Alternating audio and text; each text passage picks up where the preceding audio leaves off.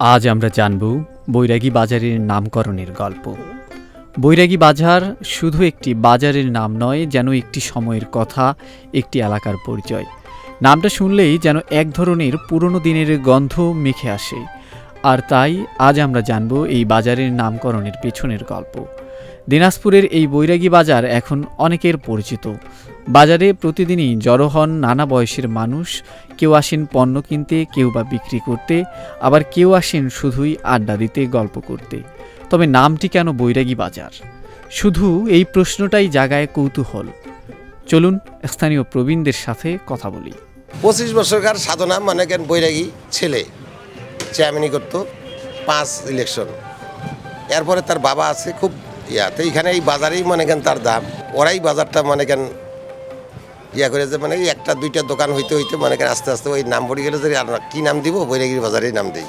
বৈরাগী বংশের লোক, ওদের ইয়াটাই বৈরাগী, বংশটাই বৈরাগী। এই বাজারের বয়স নিম্নে মনে করেন 25 বছর।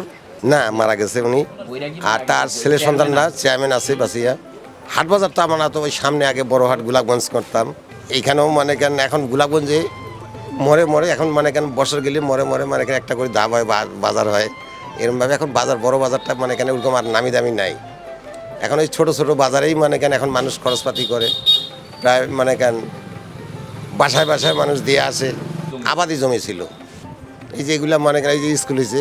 আমরা যখন ছোট তখন মানে বিশাল বিশাল জঙ্গল হইত। এই যে এই বাজারটা এইখানে মানে এইগুলো মনে করেন জঙ্গল ছিল, আবাদি জমি ছিল এক নিচে। ওই যে সামনে বড় বাজারটা ওই মার্কেটটা ওইটা গোটায় তার বৈরাগী মহন্ত বৈরাগী।